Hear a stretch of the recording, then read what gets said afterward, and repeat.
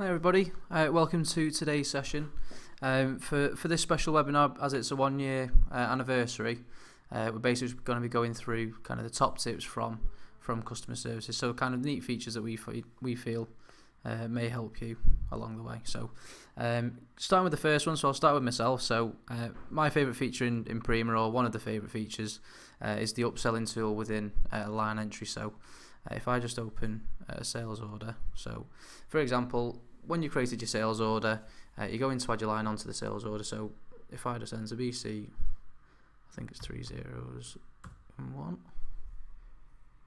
Okay, and then when that's found the item, what you've got just above the line entry there, you've got the alternative items, so any items that you can select instead of this item, or the additional items. So the additional items in turn would be your upselling feature. So clicking on the additional items, so you could be on the phone to the customer, they've asked for big pens in red, and then you could say, right, okay, well, let's have a look and see what other colours or other kind of additional items they do.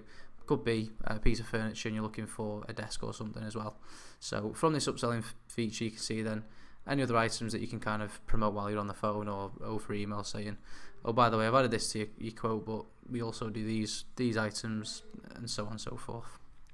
Okay, so moving on to the next one. So Liam's is the CRM query. So quite recently we've updated some CRM queries into the system. So at contact level, what you can do is target a customer according to a certain spend, for example. So it could be an increased spend over a period of time, or a decreased spend, or it could even be customers buying for the first time. So it could be like a new customer buying for the first time or something. So you can do it from the contacts lookup. So you would use that if you wanted just to see a list in the system, or if you wanted to export the data. But otherwise, you can do it from the contact grid manager, and then from there, then once you've got your results in the grid, you can then kind of action those in terms of whether you want to create a journal for your account managers to contact them, or whether you want to send them to a mailing system such as MailChimp or MaxMailer or something like that. So from here, so you can do any search in the contacts grid manager, but for the queries, it's this little button in the bottom section here. So CRM Query, click into there, and then from the query configuration, you've got your options in terms of what you can search for at the moment. So we are building on this. There's going to be gap analysis ones built in the near future, I believe, which development are working on at the moment. So the first one there, so companies that haven't spent a certain total in the last so many days. So how I tend to kind of read them so they're a bit easy to understand is when you put them into from the drop down, it's kind of a step by step. So companies that haven't spent £3 in the last 30 days, for example, after spending at least £100 in the prior 1,000 months. So from there, I could apply that and run it through the grid and find those results. So the other ones as well, just so you know, the second one is like an increased spend. So customers usually only spend 100, but this month they spend 200. And then companies buying for the first time within so many days would be the one way you're kind of targeting a customer buying for the first time. So I'll keep it as it was. So companies that haven't spent £3 in the last 30 days, but they normally spend at least £100 in the prior so many months. So from there, then you can whittle it down and say, right, okay, I don't want to see all contacts, I just want to see the primary contacts. So you can whittle your search down further if you wanted to. If I just do a search on that, that's now telling me 59 records have been found that match this criteria. So you can go to the result, have a look at any of the contacts if you wanted to, remove them from the grid if you didn't want to update them, and then from your change tab, what you can do is create a journal and assign it to the account manager. So it could be the case that out of the 59 accounts, could be 15 are for Ollie, 15 are for Liam, and so on. And then what basically that would do would create a journal, and then when they come into Prima, as you can see on my dashboard, I've got all these tasks set up. So then they'd see straight away then, right, okay, well, all these tasks have been assigned to me, and then they can see the notes in here. So this one is saying reduce spend, companies haven't spent. So you can personalise it as well. You can put, I don't know, please find companies that haven't spent so much, please contact them in a telesales kind of routine or something along those lines.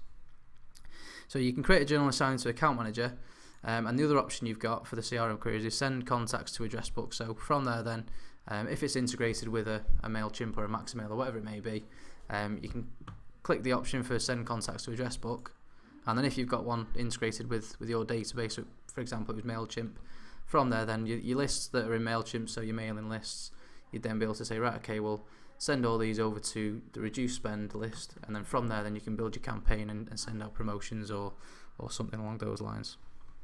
Okay, so that was Liam's, was the CRM queries. Next one is Mike's. So Mike's top tip is for the batch process within sales invoices. So the batch process, effectively what it'll do, depending on what you've got set against each company, it'll practically do the job for you in terms of sending out your emails, whether it's printed or by letter, whatever it could be. So for example, you've done your invoicing run, you've completed your invoices, and you've got 5 invoices, for example, that are highlighted here, that are completed and ready to be sent out. So from the right hand side here, you can see a medium.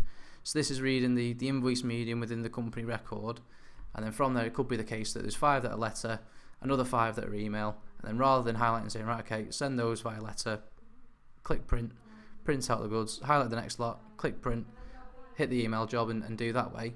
Basically, with the batch process, it'll pick up any completed invoices and separate the jobs for you, rather than you having to highlight and saying, right, okay, print those, email those. So it's just a quick way of kind of separating all the jobs and quickly sending out your invoices in Prima. Okay, next one, Kate's is the price checker. So what you can do in Prima is when, for example, you're on the phone to a customer, or it could be while they're in front of you, you could say, right, okay, well, what's my pricing on punch pockets? So for example, the company is Athlone Town, so search for those, and then the product is the punch pocket of K24001. Search for that, and then again you can see the upselling and the alternative items, but click on the get price, and then from there then you'll be able to see kind of like a sales history, what it was last sold on, product pricing. So this one's quite a basic one, but what you can see in here as well is whether it's on contracts, whether there's discount bands or markup bands against the catalog item. So from here you can basically see how much this customer would pay for this product if it was put onto a quote for them. So from there as well, you can't just, that's it, that's all you can do. You can then create a sales quote or an order if they're happy to go through with it, and you can quote them then for further items. Okay, Kelly's top tip is the customer business review. So the customer business review is basically from feedback from customers. It's a visual report, so they can provide it to the customers, kind of giving a professional kind of look of the business. So it's a visual representation of kind of their spend with the client. So it could be that Prima company is a stationery company, for example, and then they're selling to Liverpool Football Club, and then Liverpool Football Club want to see kind of what their ordering habit is, what the contract spend is. So from the customer business review report, so where you'd go, so you go reporting, reports, you search on the report type. You can search for all in all and find it in the grid, but the report is basically the PDF reports. So from there then you'd find customer business review, internally it's just for a cost side of things, so that's an internal report. So for the customer one, you click on that, and that would then open up your report. From the criteria, you'd select a date range, what customer you're going to run the report for. So what I've done it for Ollie Rolls FC for the purchase in June 2017. So from there straight away, in the report you can see net spend of $5,500, what was on contract, what wasn't on contract. So kind of you can negotiate there, perhaps putting stuff onto contracts.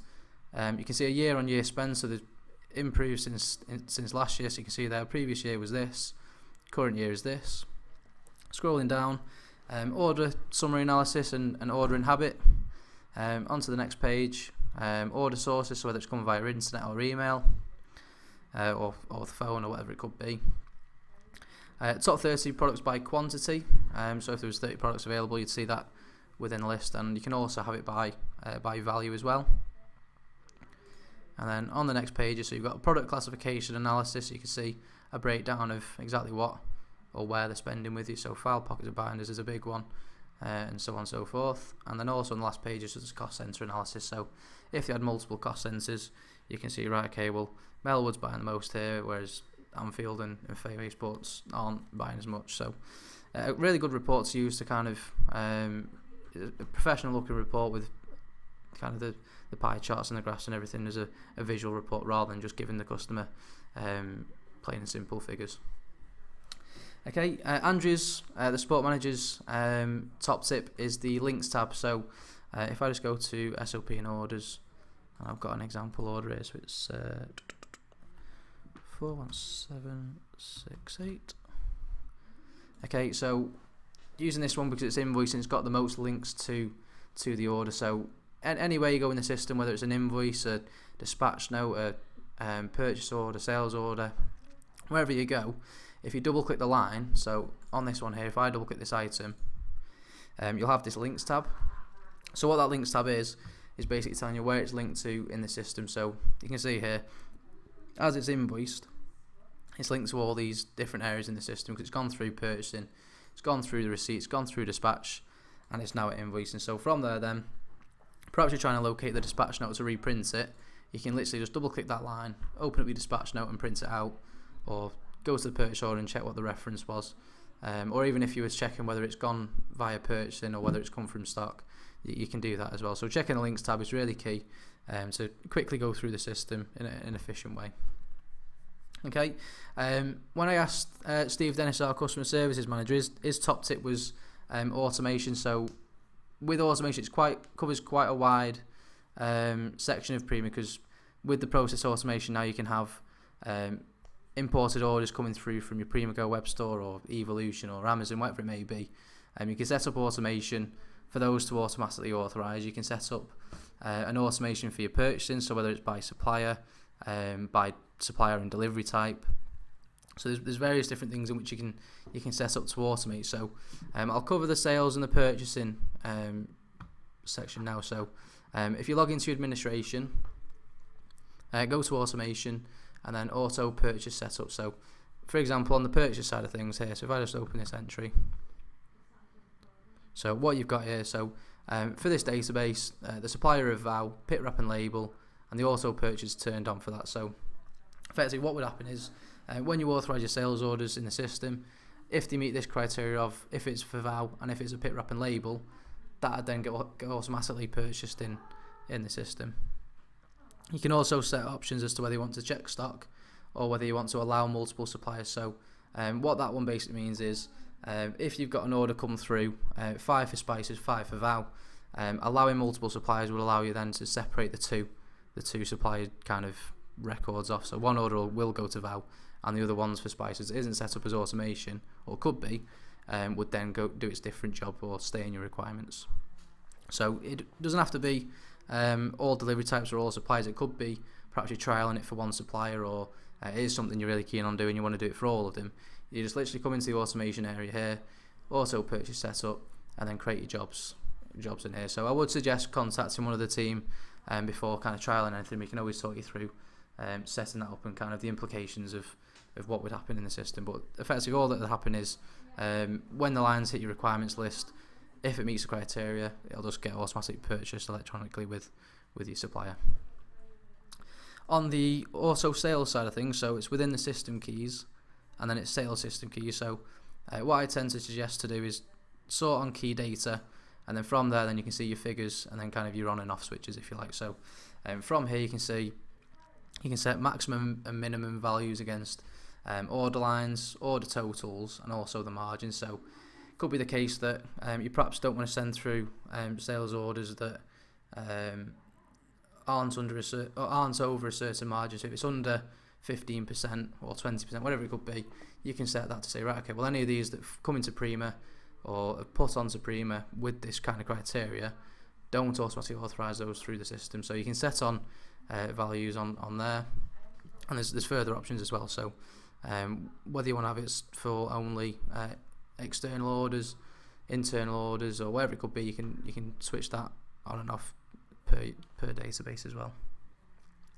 So when you set up the automated purchasing and automated imported orders kind of being authorized in the system, you can set it at company level as well. So if you set up the automated purchasing for VOW, for example, you'd then need to say, right, okay, well, against company, let's say it's Ollie Rolls FC, for example, my test company. So within here, and then within the customer tab, you've got tick options to say, right, okay, we'll include these in the automatic purchasing or the automated external orders as well. So you can do it via the grid manager to do it in bulk, but these two options here say, right, okay, well these ones are included on that. So it could be the case that you only want it doing for your cash sales coming through from Amazon. It could be the case that you want to trial it with a handful of customers from Prima Go web store. Wherever it is, you can set that within company level as well. If you want to have a read up on the automation in Prima, Steve's done a blog on our website as well, which kind of covers automation in a full. So what it is, what the benefits are to a dealer, how it could kind of be applied to certain businesses, an industry kind of outlook on it. Quick links to the automated reports as well, so you can have a schedule set up so you receive like a sales dashboard to yourself every week, every day, or whether it's a stock report or something. You can have that all automatically set up to drop into your inbox. Scrolling down, so sales and purchasing automation as well, so that's in full. Sales invoicing, so even the likes of batch processing or anything you can automate within there, it's all included on this blog, so it's quite a good one. So it's on www.primasoftware.co.uk/process-automation. So definitely worth having a read through if it's something you're considering.